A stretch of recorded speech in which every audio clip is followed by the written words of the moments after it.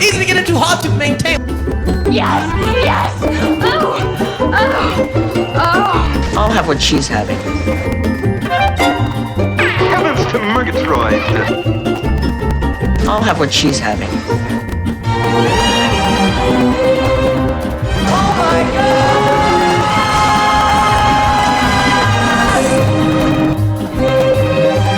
My lady, come, my lady. My lady, come, my lady. My lady, come, my lady. This is S. Michael Sims, and with me, as always, is Christine. and Oh, wait. AKA, Honey. very much so. My honey, your honey, the sweetest honey, the honey pot, the honey hive. Love it. And we are Taboo, a couple's journey into the depths of sexual depravity. I went ahead and said it instead of torturing you to see if you could do it. Instead of y'all seeing if I could get through it tonight. You've done it enough times. Yeah, You've proven I'm done. yourself. So, what the hell are we going to talk about tonight? Well, first I think we need to acknowledge that we haven't done a podcast in a few weeks. That's correct. I've been sick as a dog, and you may still be able to tell that I'm recovering in my voice. Yeah. I suffered from viral tonsillitis, and it really fucked me up. I got so sick. The first week I was just shivering with chills. The second week my throat closed up so much that I couldn't swallow anything solid. So I have lost about 20 pounds in 2.5 weeks. But today, for the first time, I was able to eat a full meal. And it's been gradually getting better since Christine forced me to go back to the doctor. Uh-huh. And they gave me some steroids, so I am on the road to recovery. So yay. But yes, we have missed a couple of episodes, unfortunately. Go to the doctor. Yes, always take care of yourself first. Get your mammogram. Hey, fucking men to that. Yes. You want to tell them about that? I got my mammogram. I have one every year. This time they found something, so I had to have a biopsy. I had it on Wednesday, and my boob is all bruised and looks horrible, and I feel terrible about it, and I'm anxious and worried I don't get the results until next week, and so here we sit. So send good vibes, fuckers. Yeah. If you've ever liked the show, even if you don't like the fucking show, be a decent human being and send good vibes. Please. Yes, it'd be most appreciated. As always, you can contact us at Taboo. Taboo. A couples with an S. A couples journey at gmail.com. And you can send us your well wishes, your fuck yous, anything you would like us to hear or know about you. We love hearing from our listeners. We have had several emails from listeners in the past who like to share their twisted fantasies with us, and we eat that shit up. So send us anything and everything. Also, I just want to plug my new podcast. It's a revamping of my old podcast. It's called Unfiltered After Dark with Honey. And before, when I talked to you about it, I told you it was on a Patreon page. It is now its own standalone podcast. So you can find it. It's actually not on Spotify yet, but if you go to rss.com, you will find it there. Just search there for Unfiltered After Dark with Honey. I've only got 2 episodes, but I would appreciate the support, and I'm doing a podcast episode every week. Something else that Honey will be getting back into, hopefully sooner rather than later, is her Chatterbait, which if you go to chatterbait.com, you can find her at I am Honey, IAMHUNNY. Yeah. That's her username, and she hasn't been on for a hot minute. Yeah. Again, we've had a lot going on with my illness and her biopsy and all the things. Yeah. But we're coming back around. Same thing with this show. We still have a couple of guests lined up who should be here in the next month or two. We've really had some setbacks. But we have not forgotten about you. We love you guys. The show is still very important to us. We are committed. Again, it's just very therapeutic for us to be able to talk about our relationship, our experiences in quote-unquote the lifestyle, and of course the taboo of the week, which is very near and dear to my heart this week. But wait a minute. We're not going there yet. Well, we can say what it is. All right, go ahead. Okay, so it's very near and dear to my heart this week because it, I believe, has drawn Christine and myself closer than just about anything else in our relationship, barring like transparency. Yeah. You know, she and I really click when it comes to tonight's quote unquote taboo topic, which is fantasy / role play. Fantasy / role play is a hugely therapeutic and healing and fun thing that I would recommend to any couple who is sexually liberated and interested in going to the next level with their partner in terms of getting to know them sexually, psychosexually. Or is in a rut. Maybe they're in a dead bedroom. It can be healing. And we'll talk about the nuances of that because that has to be handled a certain way. But there's a lot of different reasons that fantasy can play a big part, a very good part. It can in a also relationship. backfire. That's right. And we'll talk about that. But before we get there, we need to talk about our relationship, a little relationship update. Well, you know, illness and separation are never great for any relationship. Yeah. Long distance relationships tend to be strained. You know, and there were moments where, you know, my being so sick and her having things going on with her family and whatnot. And I couldn't go over, I couldn't be around him all the time because I have a granddaughter, you know, that lives with me and I have to, you know, to think of other people. And we didn't know if I was contagious at the time yet. So, you know, we missed a lot of each other. And physically. going through the holidays. Yeah.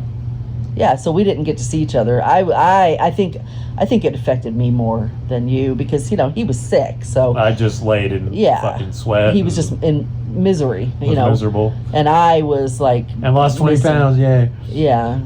And I was missing us a lot.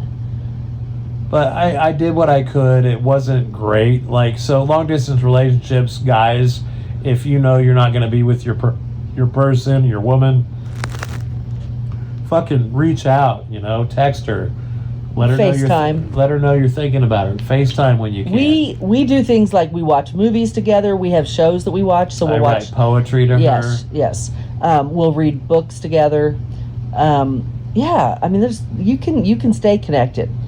But I wasn't as connected as usual because I was curled up in a fucking ball on a couch, you know, sweating my nuts off. So, you know, but she understood that. She did, though. She did at one point reach out like, hey, are we kind of distant right now because you're sick? And, of course, I was like, well, are you fucking kidding me? Of course it's because we're sick.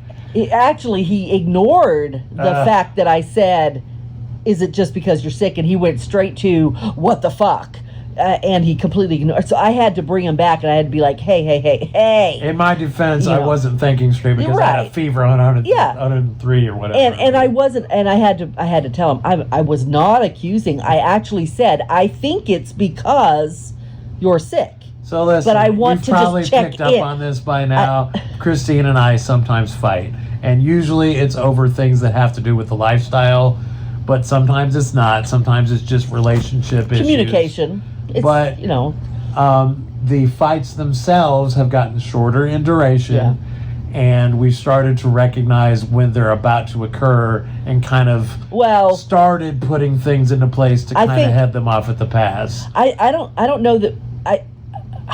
I think where we're excelling is that it's not so much recognizing when it starts as much as recognizing when we're going off track, you know, and when we're getting really lost in the weeds, and being able to hit pause. Yeah, so we just did this. Escalate. Yeah, we just did this the other day, and we were pretty quick. Yeah, pretty quick to stop it. That we saw it spiraling.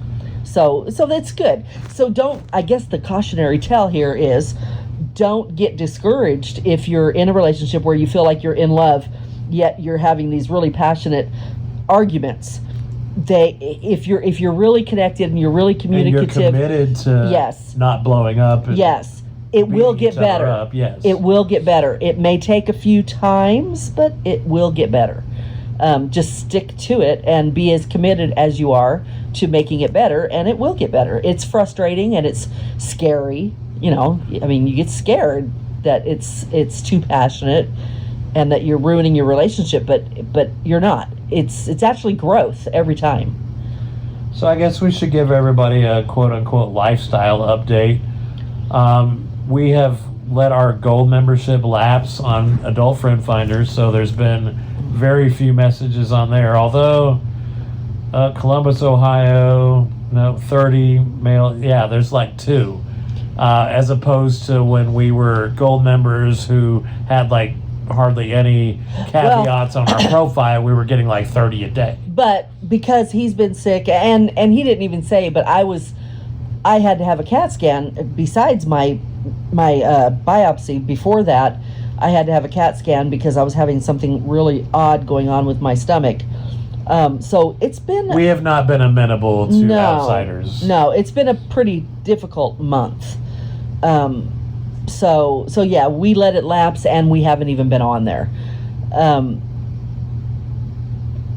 And as far as FetLife goes, he wants me off of there. So we have had some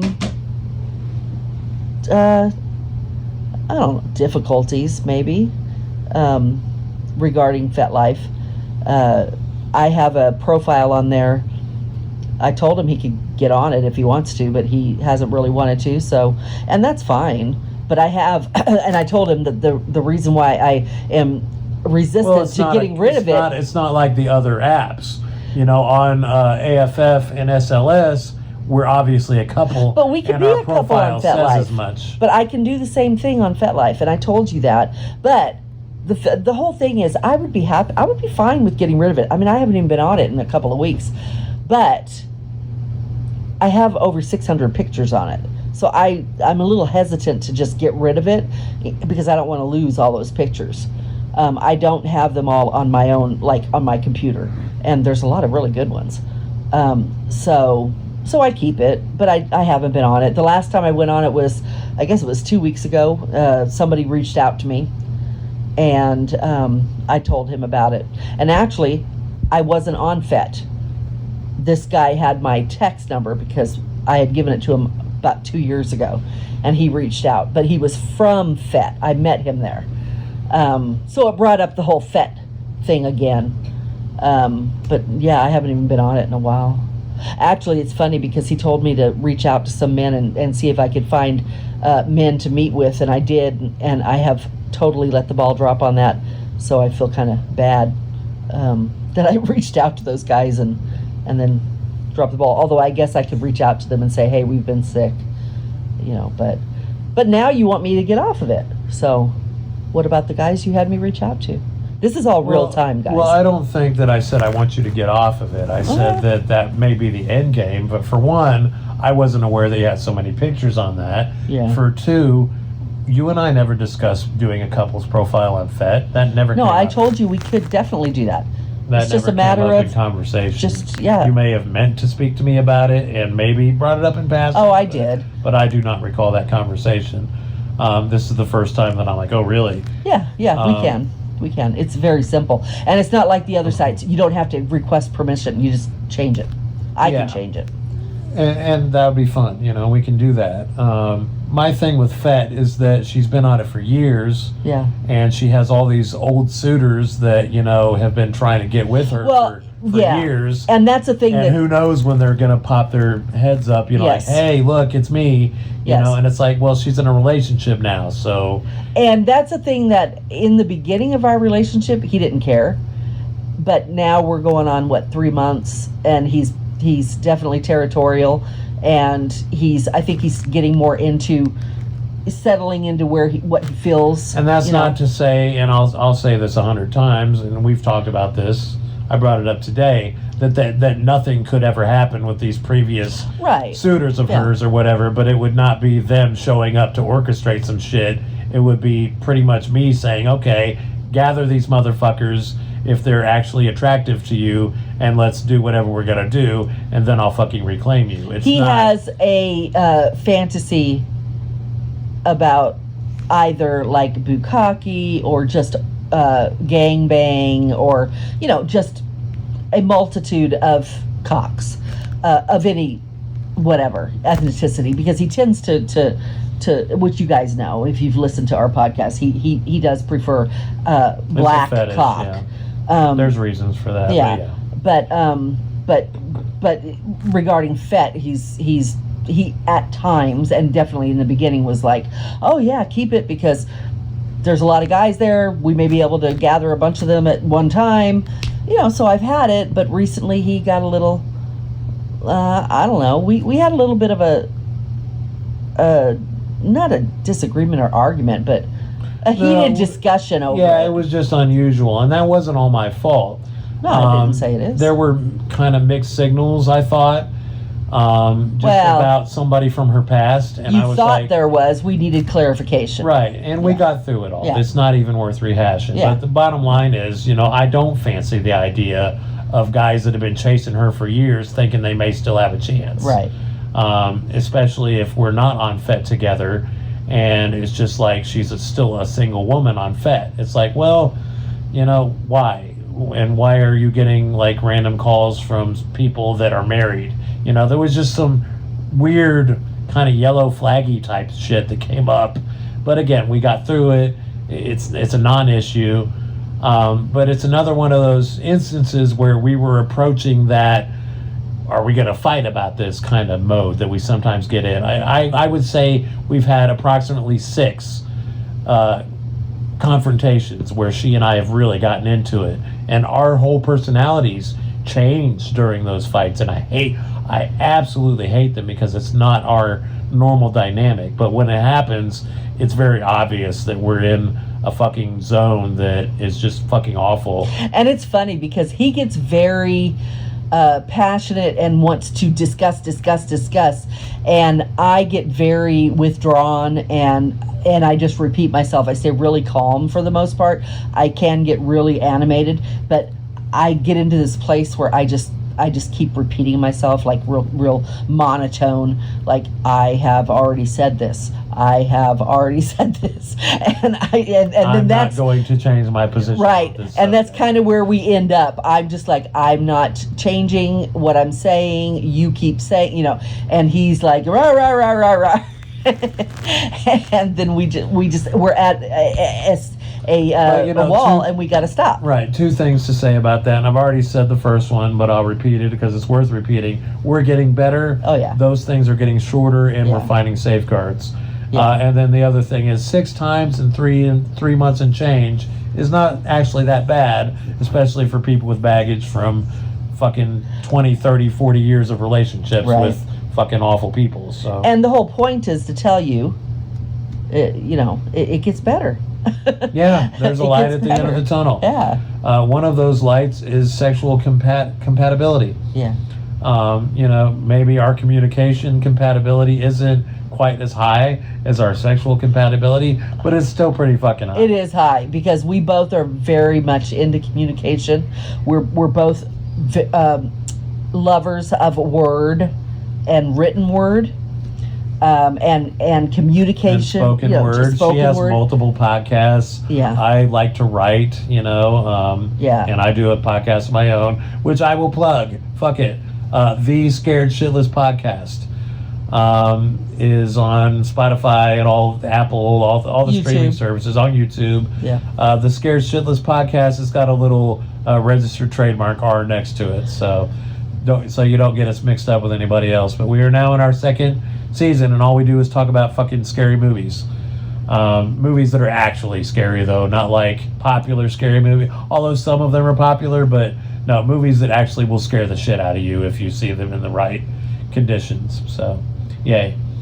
And then you also have a regular podcast that you do every week with a co-host. Yeah, unfiltered real talk with Christine and Chris Anthony every Tuesday night, 7 p.m. on YouTube Live. All about dating and relationships, and It's been getting rather interesting lately. yeah, Chris, I think, is trying to step his game up. He is. He's really asserting himself, and he and I absolutely do not agree on things, which it's good.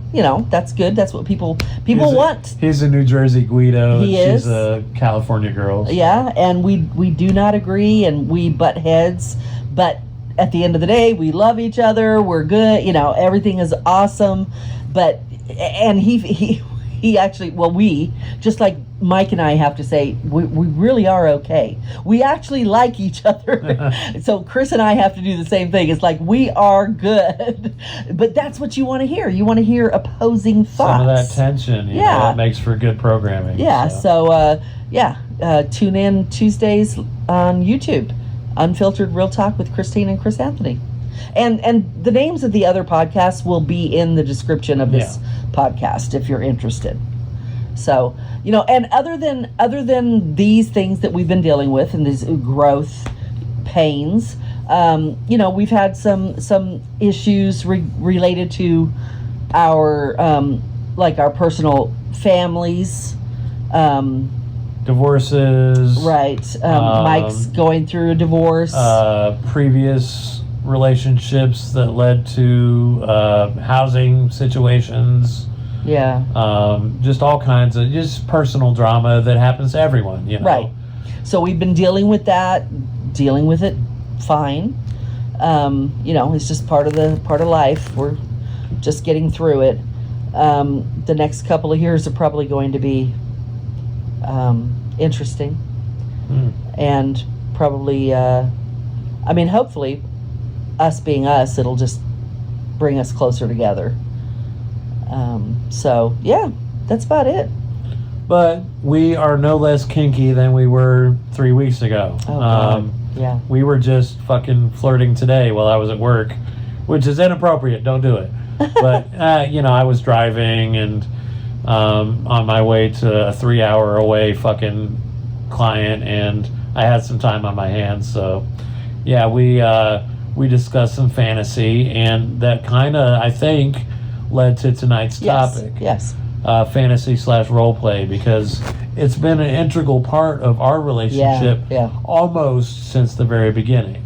Not quite the very beginning, but pretty close. Like maybe our third the or second fourth. or third, maybe fourth time that we were intimate. We explored fantasy. Yeah. And it's funny, and I did mention it, I believe, in a previous podcast episode of this show, but one of my first fantasies that I brought up was an 18-year-old redhead. It was like I just wanted to push the envelope as far as I could to see how she would react. How'd I react? Not well. And it was also kind of my go-to fantasy because it was one of the first fantasies that I had personally had on the internet when internet porn first became available. I had a redhead fetish, and I would look at a lot of young redhead porn because it was popular for whatever reason at the time. And so that was kind of my go-to. I was going through my list of fantasies chronologically, but I also knew that that would be pushing the envelope with her. It's like, let's see how she reacts to me saying that I want to do shit to an 18-year-old. So because one of the, if not the first, it might have been the first fantasy he threw out there with me was he wanted to fuck around with a 18-year-old redhead. Because of that, our initiation into and use of fantasy / role play. Yeah, / role play in our relationship did not get off to a good start. So it did create a hesitancy in me. Like, oh, really? So you're into 18-year-old redheads, not 63-year-old blondes. Like, that was her go-to. And, of course, I'm like, no, wait. That's not what I meant. That's not what I'm trying to say. That's not what I was trying to do. And I had all these great excuses. But it's like anything else, first impressions, If that's what you're going to fucking lead with, be prepared to deal with the consequences. Well, I mean, come on, people. If we're using a fantasy... A fantasy is used to turn you on and make you excited. If you throw out 18-year-old fantasy, 18-year-old redhead as a 50-year-old man to a 63-year-old woman, the fantasy is in your head. It's used as a visual. Duh. I mean, it's pretty easy to decide that you don't like it, especially if it's the beginning of your relationship and it's the first thing he throws out there. I mean, couldn't he have thrown out, "Oh, I really would love to see you fucked by a guy." I don't know, just fucked by a man, or that Or a would woman. be no. Anything Hold other on. than fucking Well, yes, true, 18-year-old redhead. but the point I was going to try to make is, when it's your first time, if you have not spent any time talking about this before you do it, then probably the safest bet is going to be just comment about wanting to see someone else fuck her. That could even backfire, but that is going to be your safest bet. You don't want to introduce any other woman into it, not right now. You got to figure out who she is. How does she take this? She may want a woman added into your fantasy, but she may want it a certain Now, way. There's a caveat to this. If she had been as twisted and personally liberated as me in the moment, it would have been fine. And I made an assumption that she was. And that was a wrong assumption on my part. We met on Adult Friend Finder, which is basically a swingers site. For hypersexual, for lack of a better term, people who are more in tune with their sexuality, more inclined to be into various kinks, fetishes, fantasies, etc. And I assumed that she would be cool with anything that I said. But she and I both were actually deciding in that moment that we were each other's person, which is very different from hooking up on an adult website. So I absolutely made a huge misstep, and like she said, I was not taking her into consideration. I was just throwing shit out there willy-nilly for the fun of it, which is not wise. See, when he started talking about this, the first thing he's doing is saying that she is not as twisted and kinky as I am. He has done this to me since the beginning. Whenever anything goes a little sideways regarding our sexuality, he tells me, "I guess I just didn't know you as well as I thought I did," or "I guess you're just not like me." And those comments fucking hurt me, because I feel like where he ended up was, "We are each other's person." Well, yeah, I feel like we're each other's person, but then when you tell me, "Well, I guess you're just not like me," then it makes me feel inadequate and less than and not good enough. So Right. this is something that he But you has. are mischaracterizing what I just said, which was, in that moment, you were not on the same page as me with quote-unquote sexual liberation / You know what? saying whatever the fuck you want to say and expecting People can be fucking- your person people can to be- automatically accept it and be cool with it. People can be fucking liberated sexually and kinky as fuck and still not want to see a 50-year-old man with an 18-year-old girl. Fair enough. Again, a misstep on my part. Fully admitted that. Explained myself umpteenth amount of times, and yet here we are, episode 10 I think we're on now, still talking about it. So that is what a big fucking deal a first impression makes. If you're gonna pull out a fantasy out of your ass, make sure it's not gonna be one that's gonna fuck up your partner for the rest of your relationship. Well, because I see- will never ever live that down. See, and I'll be honest, I hadn't even thought about it till he brought it up. So Well, his we- whole "I won't live it down" is kind of irrelevant, It's not that because she brings it up on a daily basis, Oh, but God, it does no. come up from time to time. when he brings it up, he just brought it up. When he brought it up, I don't even remember the last time I thought about it. But this goes back to what I was saying. Be cautious, put a little thought into introducing fantasy into a new relationship. That's all. Just put a little thought into it. So if you want to be safe, try to be safe. You don't know how a woman is going to react to introducing another woman. She may be totally okay with it, but you don't know in the moment, so be safe. Introduce another man and see how that goes. That might be tough for a lot of guys, though. I'm going to throw that out there. I don't think Well, I guess that it a lot of depends. men would be really comfortable with their first fantasy being, hey, I'd like to see you fucked by another guy. I guess it depends because on of the way that cuckoldry is seen in society these days. You know, I guess it depends on how bad you want fantasy in your life. If you really want fantasy, you're going to do whatever you have to do. And let's face it, women are the more emotional person in the relationship. So she is the one that you're probably going to have to treat with kid gloves at first until you figure out what's going on. And once you figure out what's going on, hopefully, like me, I definitely have fantasies about another woman with him.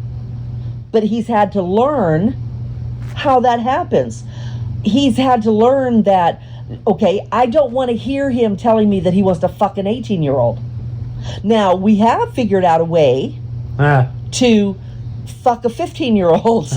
But that's because he and I have, this will sound weird. 18 for the purposes of this show.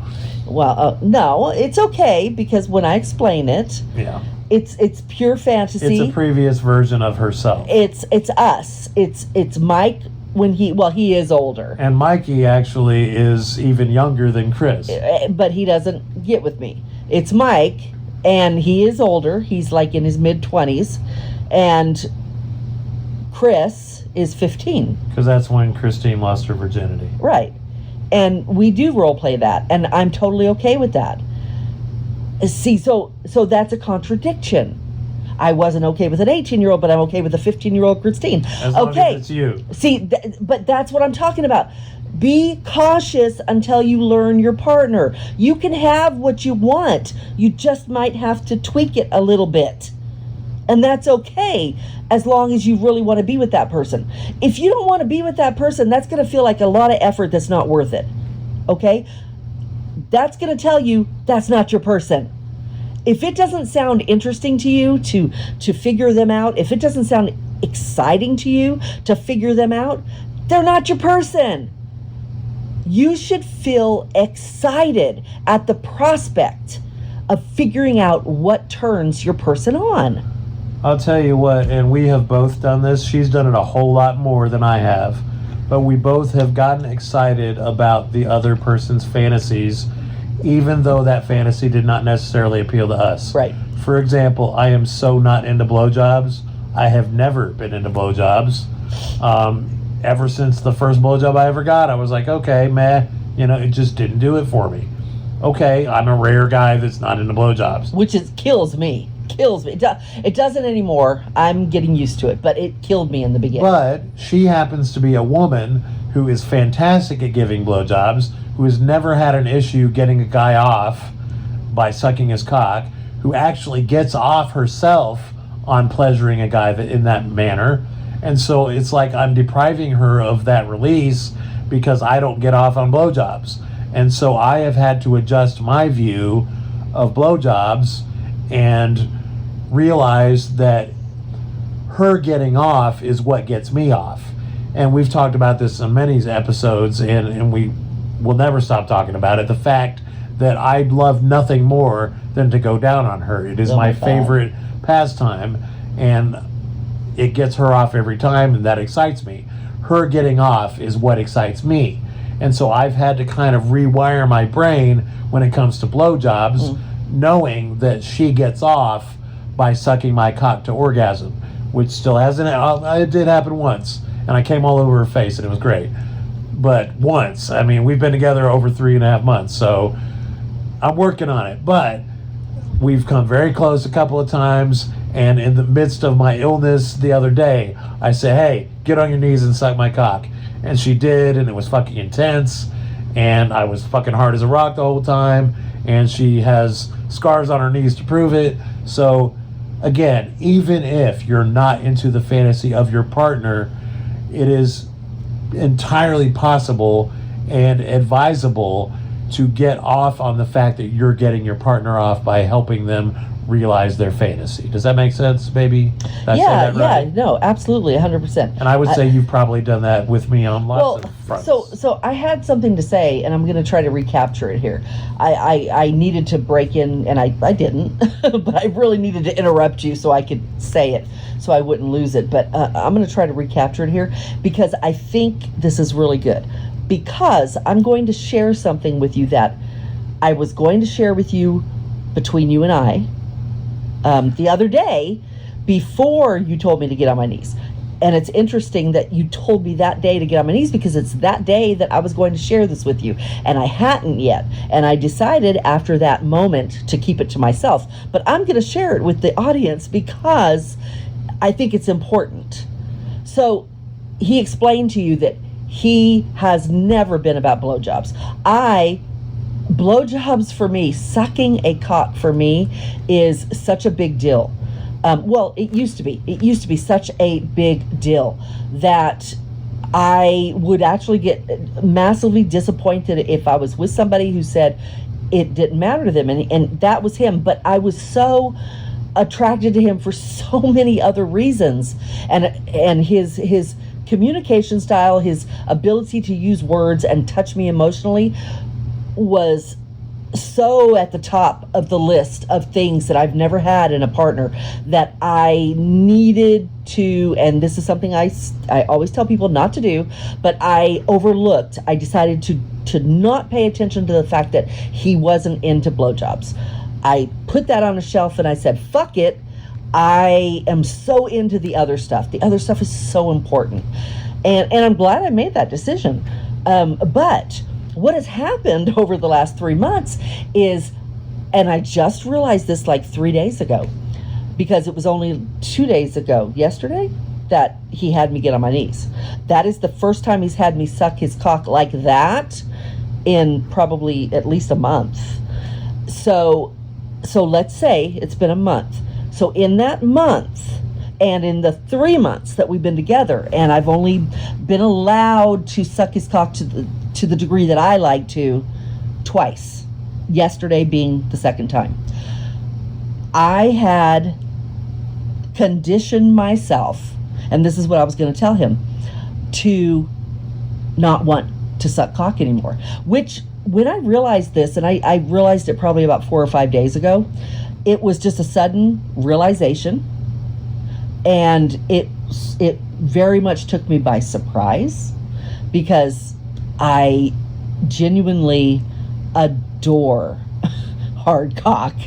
And when I realized that I had no desire to hold a hard cock, it didn't upset me, but, well, maybe it did a little bit, but it mostly was just like, oh, wow, okay, I need to tell him that I have kind of reconditioned my brain and I'm not craving it anymore. I used to crave it so much, but I have adapted to him. And here's another thing, and it goes right in with this. When we first were together, he, as he said, he is very passionate about eating pussy. Well, I was very conflicted, and I told him this. I felt it was unfair, unbalanced. I tried to explain to him, the way you feel about bringing me to orgasm with your mouth is the way I feel about it too. It's very easy to understand. I feel exactly the same way. I feel, the things that I feel when I make a man come with my mouth is just like, I feel a sense of accomplishment. I feel desirable. I feel attractive. I feel sexy. I feel powerful. And I was getting none of that because he wasn't into it. From me. Right. I was not getting that in my brain, because he didn't want me to suck his cock. But what happened was I started, I don't know how to exactly explain it, but I've always enjoyed receiving oral sex, and he he was perfectly good at it. But over that month, as I stopped craving giving a blowjob, I started craving receiving oral sex, if that makes sense. So your brain was like just trying to make the best of I was the adapting. situation. I was Yeah. adapting. And so there Well, was... if I'm not going to come from sucking his cock, I'll come from getting Right. licked. Or Right. whatever. Yeah. And as that started happening, I craved his hard cock less. And this really does blow my mind, because I cannot tell you how bad I craved that. And I just adapted. And it's not that I don't have a hard cock. I've fucked the shit out of her multiple times. Yeah, he since just we've doesn't been like together. me to necessarily touch it or, adore it or worship it. He And there's reasons for that. I was in a fucking 23-year marriage where the person I was with had no desire to fuck me. So I made the best of my bad situation and decided, okay, my cock is not important. And I have carried that with me into this relationship. Yeah, and part of the reason why I wanted to tell him about it the other day, and why I'm choosing to go ahead and say it now, is because there was a part of me that was a little worried that I would become a pillow princess. And What does that mean? that you just lay back and get your pussy ate and you do nothing. And that's not me. I don't want to be that person. I've always been highly sexual. I enjoy being completely engaged, 100%, 110%. I want to give pleasure as much as I'm giving, and being just spreading your legs and letting someone lick your pussy, psychologically, sure, it's wonderful and it's great, but it's doing nothing. You're not giving, you're receiving. Correct. And when you are a person like me, and he and I are exactly the same in this respect, and I always knew if I ended up with somebody who had the exact same kink, and I'm going to call it that, as I have, which is the giving kink, because you can't get off unless you're giving. See, okay, so it's actually a fetish, because you and I are both that way. Mine now is more a kink. That's not necessarily true. He because does not. You know my biggest fetishes, and they have nothing to do with me giving to you. So the truth is, if he wasn't eating my pussy, he would not be happy. Period. That again, okay, that's correct. That's my favorite thing to do. Yeah, Because and I'm I fucking believe good at it, and she responds properly every time. And I believe if I took that away from you, I do believe the orgasms would not even be close to what they are now, and they're not even that great now. No, I disagree, and I'll tell you why. Okay. Because what I was going to say about you deciding that you're no longer as interested in sucking cock is that when you are forced, for lack of a better term, to make the best of your situation, to adapt, you then jump to the next best thing, which I believe in many ways for Christine is fantasy, which leads into tonight's topic. Yes. Taboo topic, which fantasy / role play, it is considered You're right. taboo. I have latched on to fantasy to replace. Exactly. Yeah, no, that's true. And That it is, has heightened our relationship a lot, and basically replaced what she would otherwise be doing, which is sucking my cock. Yes. She is a master role player. She has jumped in with both feet from the get-go, even all the way back to the fucking idiot redhead remark. Yeah. She has jumped in with both feet and made the best of every sexual role play / fantasy that she and I have done together. And we're going to talk about that, how I learned. Yeah, because it wasn't always easy, and it wasn't always as smooth as it is now. But she adapted, and she learned, and it has become one of the central components of our sexual makeup, our compatibility. It's much of it is based on fantasy, but not always. And that's another dynamic we need to talk about as well, is when is it too much fantasy? when are you relying on the fantasy too much? True. And I brought that up early in our relationship. I was concerned about when is it just us? It needs to be just us sometimes, because I needed to be grounded that way. And here's the thing regarding what he was saying about how I have adapted and changed, and now I really am adoring the fantasy role play as much as I did sucking cock. And he is 100% right. I used to be able to get off, like have an orgasm from sucking a hard cock, if the man was responding in a very positive, very oral, very, very vocal way. I would easily get off. Now, he and I haven't had a lot of experience with this because I've only got him off once. Now, yesterday was amazing. It was fucking amazing. I gotta say, it's really synchronistic. I don't know that he, without me prompting him in the slightest, because again I had adapted. So I have not even acted like I wanted to suck your cock in a long time, right? Correct. Yes. And yesterday he just wanted it. He wanted that. And I did it. And I when I was doing it, I'm like, oh my God. I mean, I have missed this. It was amazing. I fucking loved it. And his response to it was, he has never responded to me in anything other than when we have been fantasizing, and the fantasy was really good, and he would get very excited. So yesterday was amazing.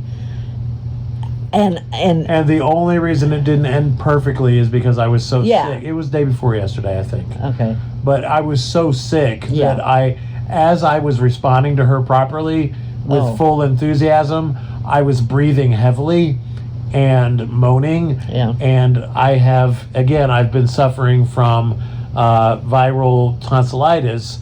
And during that moment, it got so intense that I couldn't breathe anymore, and I had to stop her because I just couldn't fucking breathe. I actually started to drown on my own excitement. Mucus, yeah. So, but it was a moment that was pretty impressive, only because I had already decided that I was no longer, interested, that I had adapted, and I was going to share that with him. Why should your woman, or why should your partner, whatever their sex, be the only one who has to adapt? And so I'll say it again. I may not be into sucking cock, but guess what? If my partner's into sucking my cock, I need to figure out a way to be into sucking cock, or having my cock sucked, not sucking cock. Yeah. That's all. But I think the bottom line here is, what I am proving is, when you adapt, it takes time. And yes, you will probably be in your feelings and, You'll be sad. Your prior libido yes, you will. or whatever. You will be sad, and you will mourn the loss, and you'll probably feel like it's unfair, and unequal. But push through it, and when you get to the other side, you will actually start craving whatever it is that you've adapted to. Like I did.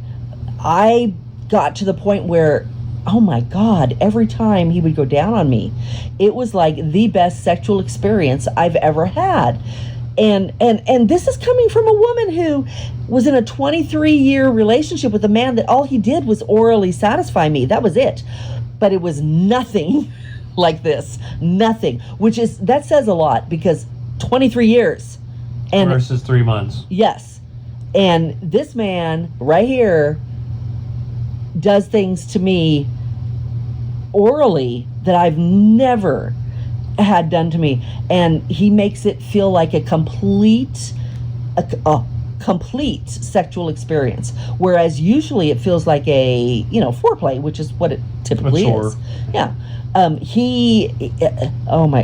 even know how to explain it. So my point is, just persevere. Adaptation is okay. And you brought up the word symbiotic, or something like synchronicity. Yeah. And that, again, is hugely important if you're trying to be with your person.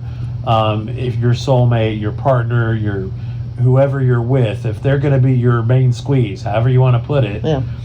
If you notice that person is making sacrifices, such as no longer being so interested in sucking cock and more interested in playing out fantasies for you, you need to reciprocate and suck it up and also change some shit around for their sake.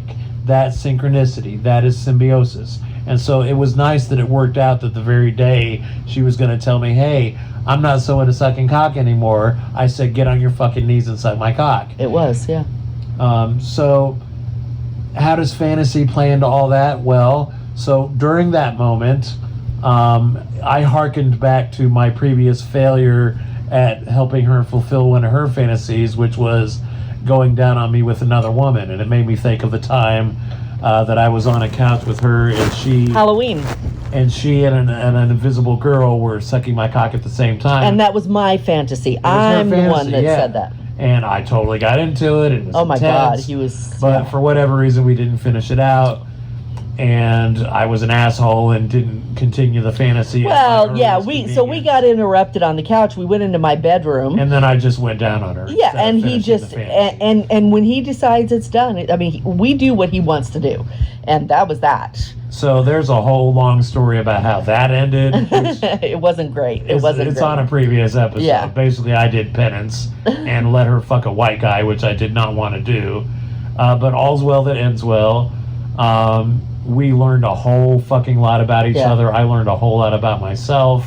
And I have not revisited that fantasy in that way again yet. That's why I brought it up, because I almost, as she was sucking my cock, said, hey, have your girlfriend suck my balls, or something along those lines. And he could have done that in the past. And she would have been fine with it. Yeah. But because I was really honestly introducing a new scenario with her getting on her fucking knees and sucking my dick, it had been a long time. I didn't want to push it, you know what I mean? So I just enjoyed it, and it was fucking amazing.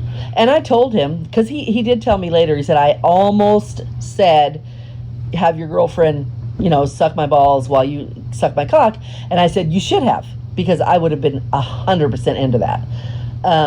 But it's okay. And now I know that's on the table. It would have been the same anyway. I just still would have drowned on my own saliva. So. Well, that's true. So I will definitely be doing that again, because that is a really fucking hot fantasy for us. Now that leads into what is my biggest point with this discussion, fantasy, and that is caution when introducing fantasy into your relationships, because we've covered that a little bit with my idiot 18-year-old redhead fantasy. Right, but when you are, and I talked about it earlier, when you are if one of your fantasies is to have two women suck your cock, hey, nothing wrong with that, but you're gonna want to fill that out with your lady.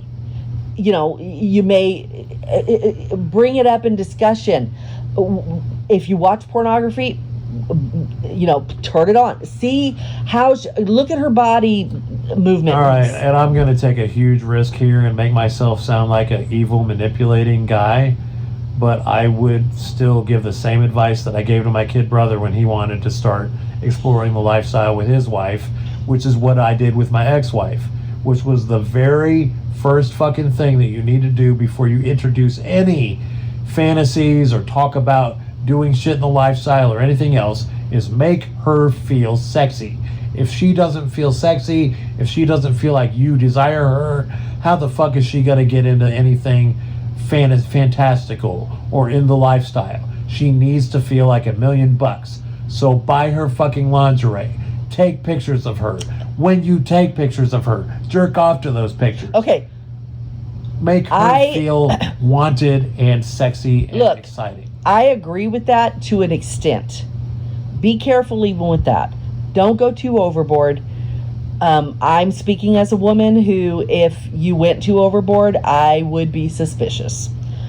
For me, being me, subtly, if you were to elaborate a little bit more on your normal, you're beautiful, if it became a little more passionate, if you bought me something to enhance that, that would all be good. That would be fine. And you could build on that. in a very positive I'll way. go back to my scenario. It didn't just start with lingerie and taking pictures. We moved on to buying sex toys. Sure, but we slowly introduced the idea I'm just saying, of other people. I'm just saying, be aware that everyone is different. What worked for Mike with and his my ex kid brother when I gave him the same advice. and him, it does not necessarily work for everyone. There are nuances. There, it's a whole spectrum, one end to the other.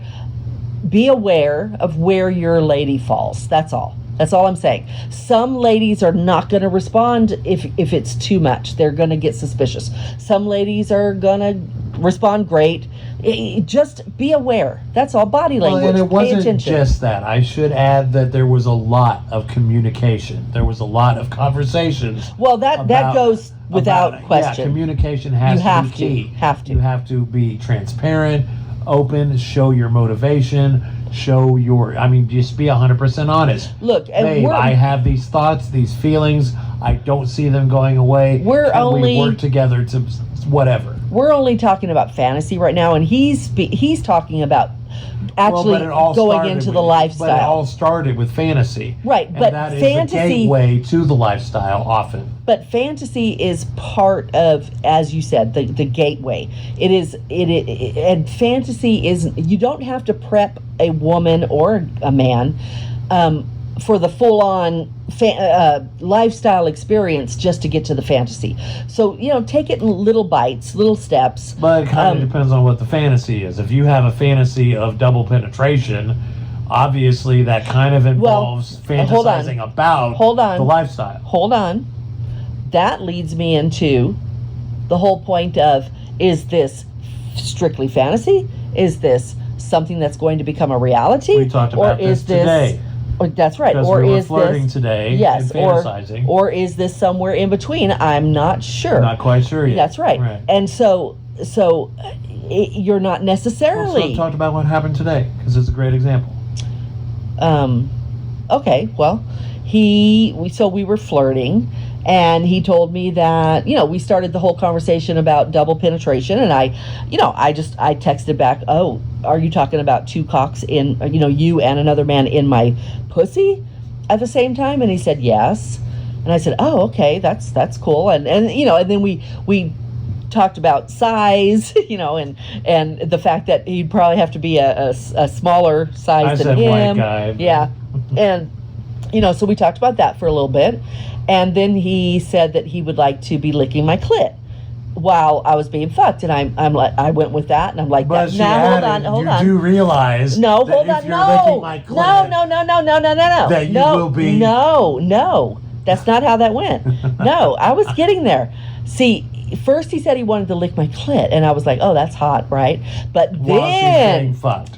But then he said and your hole, and I said, and my hole? I said, you do realize that if you're licking my hole, which he knows I love having my hole licked. Which is the whole point. Right. So I said, you do realize that if a man is fucking me and you're licking me there, you're licking his cock. And he said, what exactly did you say? That's not my main focus. Right, that's not my main focus. And I said, that's okay.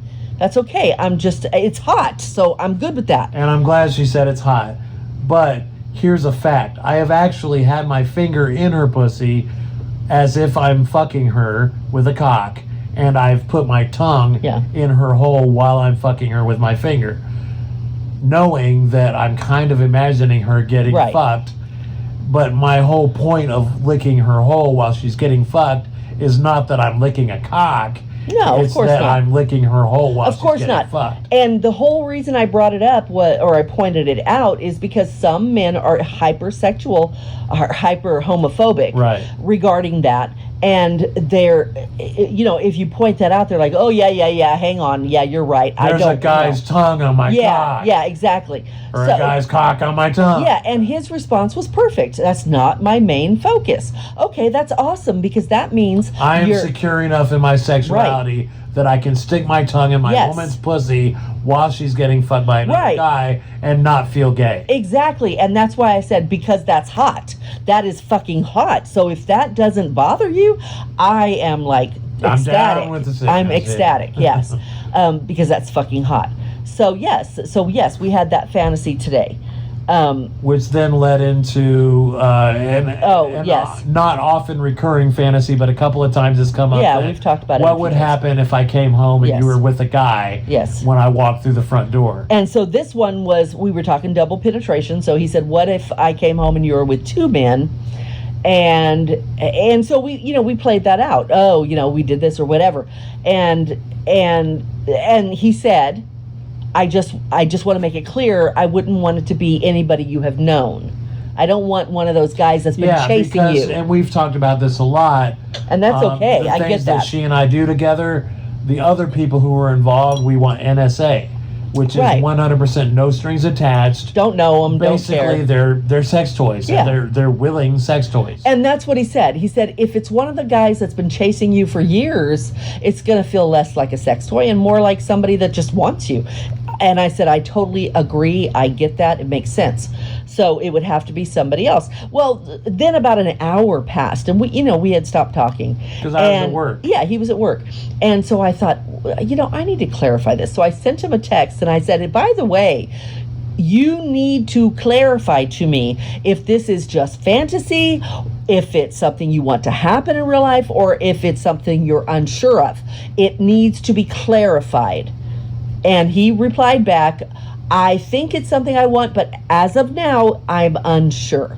And that is absolutely perfect. But it was important for me to say that, and that is something that you need to clarify.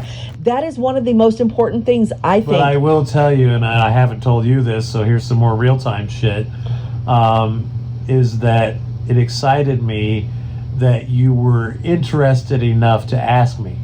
Meaning that Right. the idea of That I would do it. Of actually doing it excited her, which excited me, which again kind of backs up the fact that I'm leaning towards yes, this is something I would like you to do. Yes. It means that we're kind of on the same page about it. Yeah. And she would get off on the idea of me walking in and seeing her with another guy or with two guys or whatever.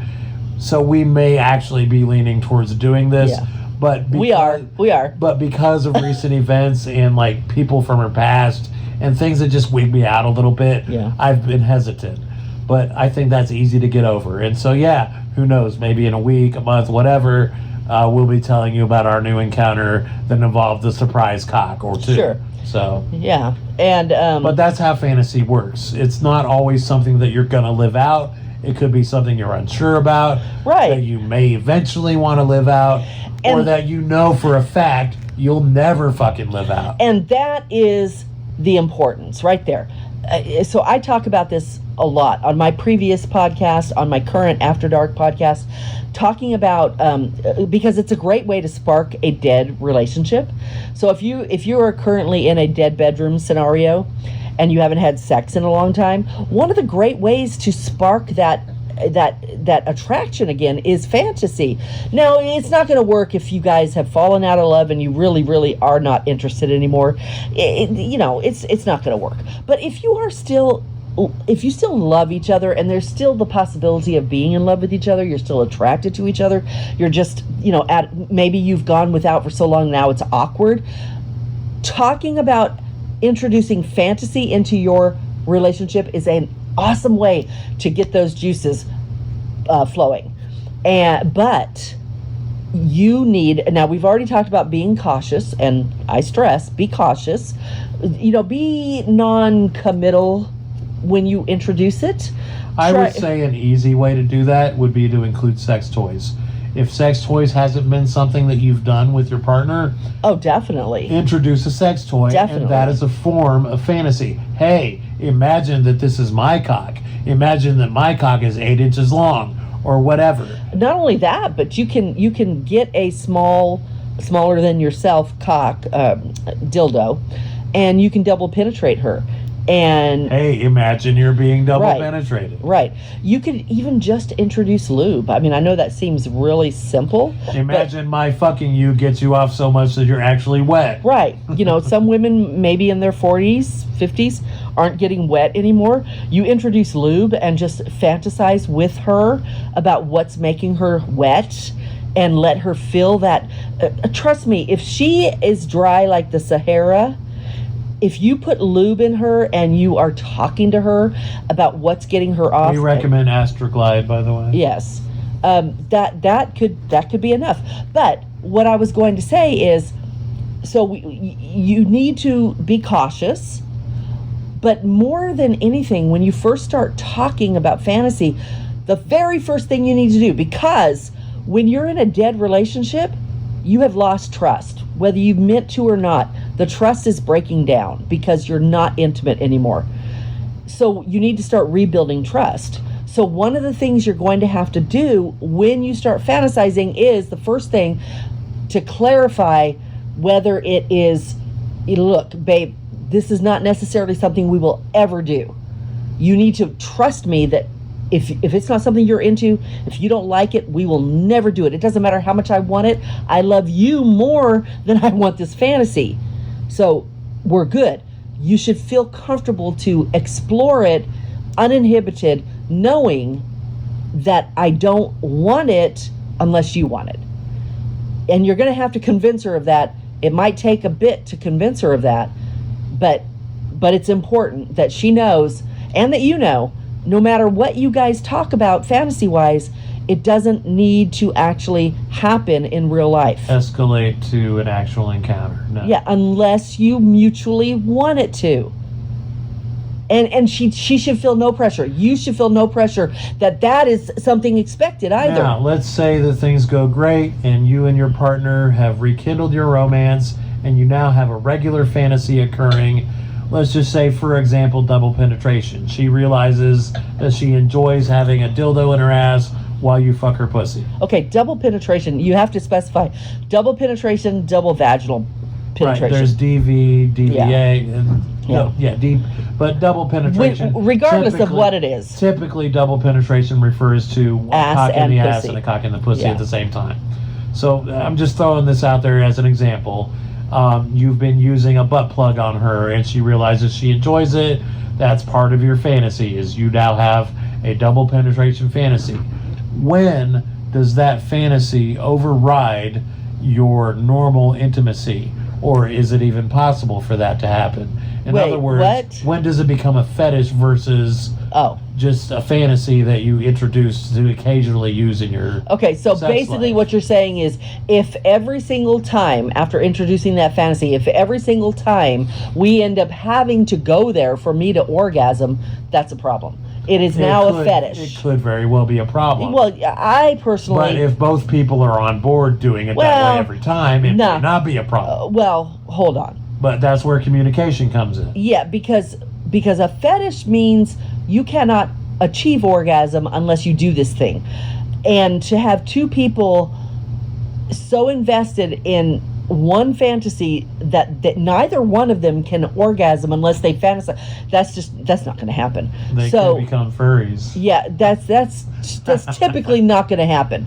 So if you end up in a situation where you have to fantasize the same thing in order to come, Which is that- a real danger. it is, and it's a thing. It's a fetish. That takes your kink to a fetish. That's the difference between a kink and a fetish. Right. And personally, I wouldn't want to be with somebody who could only get off one way. I would love, I personally, now we've already proven I can adapt. And if I love somebody, like I love, Right, but you're not the only one who can adapt. no, true. But all, We have a very healthy sexual relationship. yes. In that we can both adapt to each other. Yes. So, but that's us. Most people, though, are not going to sustain a relationship where one of them can only orgasm a certain way. Yeah, we watched a video about a fart fetishist the other day. Can you imagine if who you was had to? basically asexual because the only thing Yeah.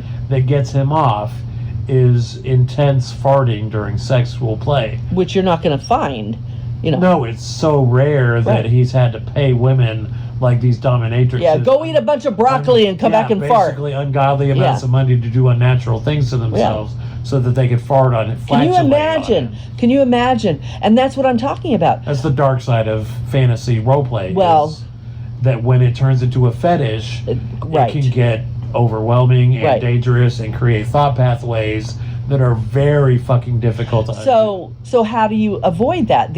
For me, my thought is the only way to avoid that type of thing happening is to make sure that your fantasies are varied, that you don't always rely on fantasy.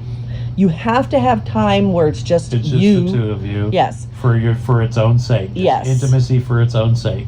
And you have to, if there comes a time when you're not able to orgasm with just your partner, just thinking of your partner, being in the moment with your partner, you know, and if it's become difficult, I get it. You know, if you've been doing a lot of fantasy, okay, abstain for X amount of days until you're so fucking pent up and horny you can't stand it. And then go and have sex with your partner and only think of your partner, only be in the moment with your partner. If you cannot orgasm with your partner, then yes, you are developing a fetish, or you already have a fetish, and as far as I'm concerned, that's a problem because you should never, your sexuality I should think never. the biggest danger, especially with somebody who is a female or has a kink, a praise kink, is that they're going to think that you're not into them.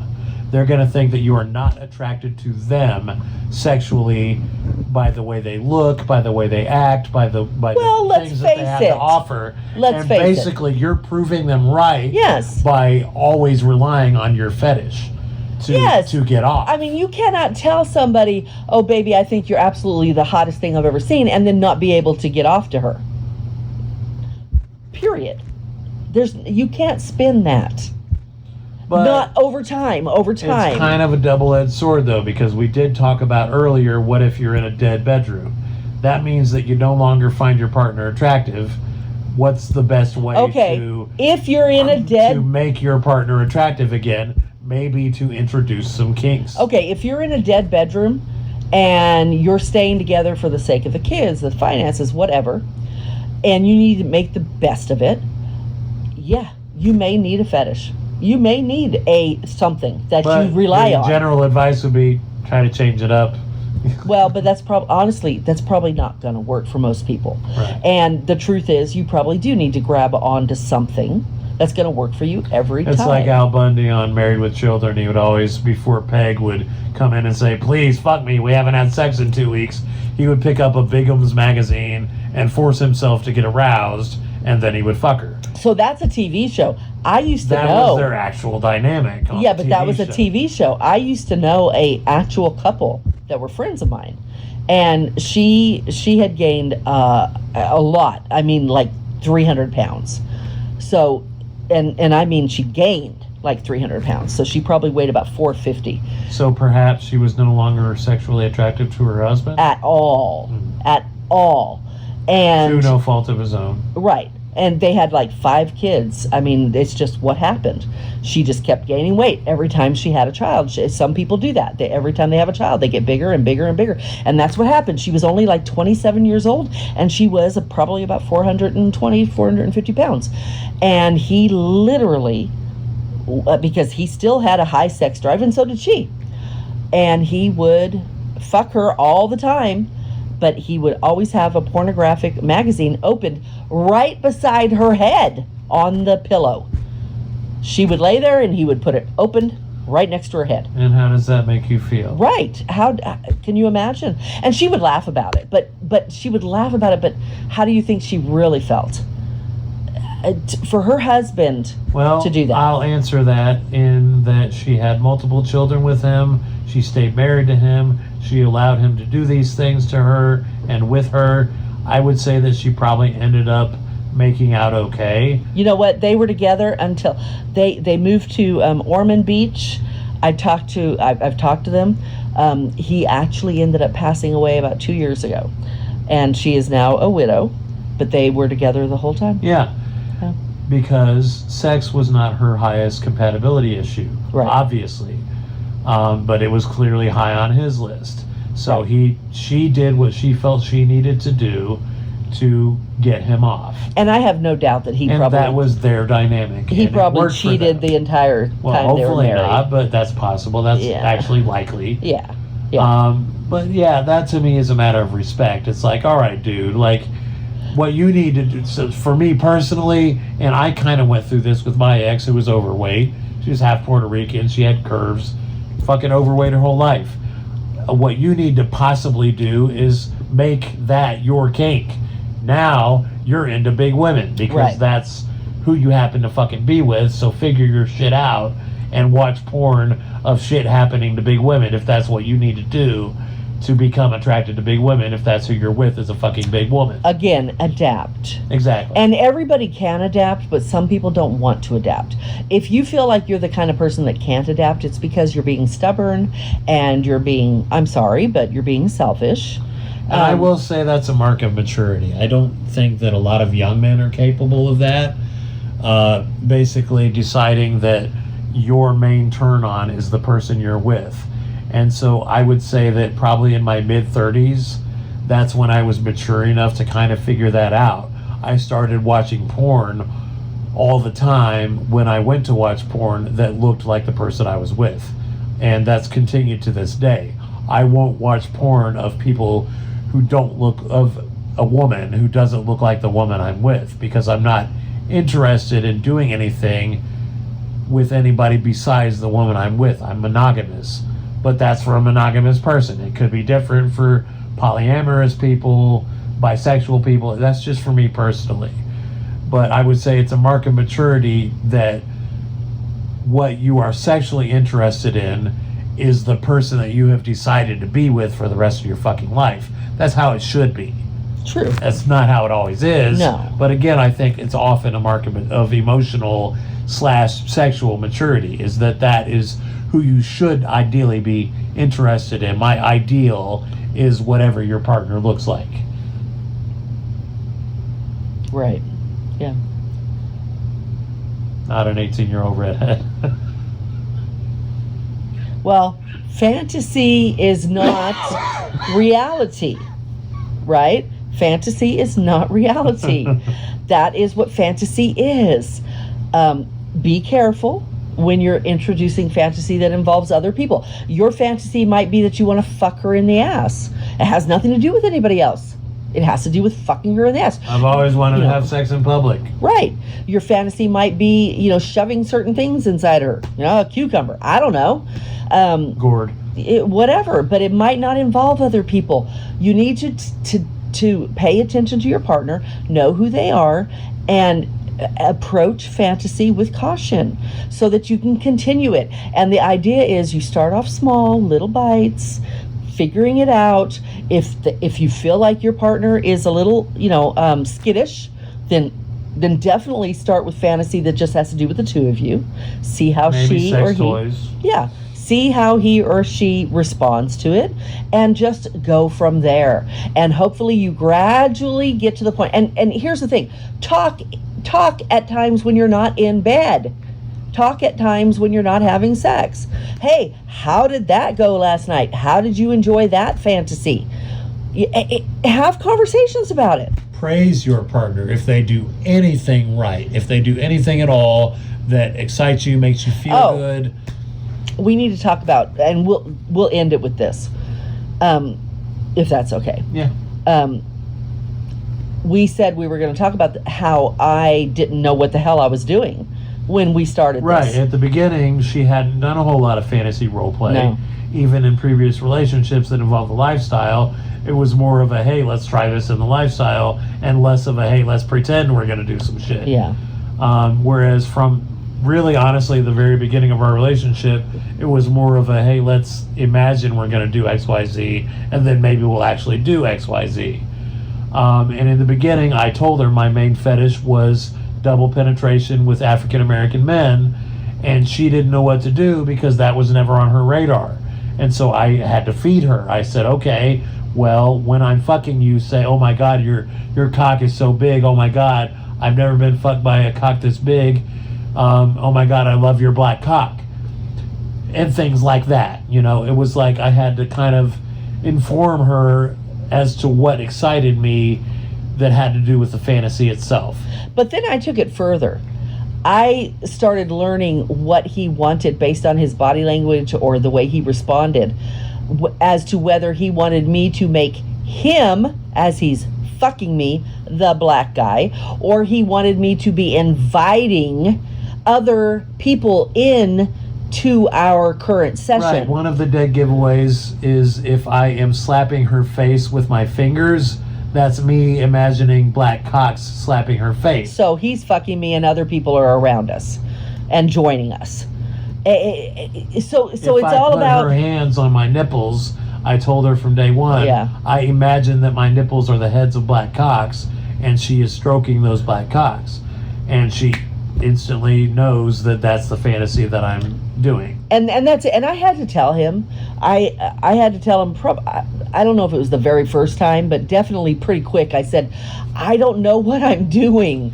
I don't know you, and I don't know what your fantasies involve. You need to give me a little direction. I promise you. I coached the shit out of her for the first week and a half, 2 weeks. Yeah, and I told him. I said, give me a little coaching, and I will go with it. And now she's old hat at it. Yeah. Like, and there were a few fumbles here and there. Oh, yeah, definitely. You know, she kind of a couple of times went over the top with it. Or didn't go the right way. Right, you know, like, oh, you know, there's... And Mike is very good. Mike is spoiled. I mean, he really is. Well, yeah, you not know, everybody can do what you do. He's spoiled. So when I would flub, he'd be like, "Oh, yeah, you kind of messed that up," you know. And I'd be like, "Oh, really? What did I do?" You know, and he would tell me, and I'd be like, "Oh, okay, I had no idea," you know. And so I would fix it the next time. But that's our dynamic. We're okay with that. I am so okay. You may need to be a little more diplomatic with your partner. Yeah, and just pay attention. You know, be cautious. Proceed with caution. If you find that your partner just rolls with whatever you say, then go for it. If they're a little, you know, hesitant, then go small. Like I said, just start with things like introducing sex toys or whatever, you know, just the two of you, and then talk to her in between sessions over coffee or a drink. You know, how did you like that? What would you think about doing this? Once you introduce fantasy into your sex life, you're sort of opening a door to be able to have conversations that are way more out there. And that's what you want to do. You want to be really comfortable saying, after you're done with a certain session, say you have a session and it's just the two of you, you want to be able to be so comfortable with each other that you afterwards say, "Hey babe, how did you like that?" "Oh, I loved it." "So you enjoyed me using that toy on you?" "Yeah." What if it was an actual other cock? What if you came home one day or what if I came home one day and I brought a friend with me and I wanted him to fuck you? Or her. Yeah, whatever. You need to have those conversations. Yeah, definitely. Tune in next time as... What? We'll see where that goes. Because we're still on the fence about a couple of our fantasies about whether or not we're going to make them realities. Yes. So, who knows what may happen between now and the next episode. But thank you all so much for tuning in to Taboo, a couple's journey into the depths of sexual depravity. I'm guessing this is probably one of the longest episodes that we've had. 1 hour, 22 minutes. Yeah, one of the longest episodes. Not the longest, but one of the longest. Yeah. So thank you so much for bearing with us, despite any new actual updates about the lifestyle. We are still vaguely involved, but we've been get there. Busy. Yeah, we'll get around to it, trust me. Well, we have to, right? Our fantasies. Yeah, I mean, come on.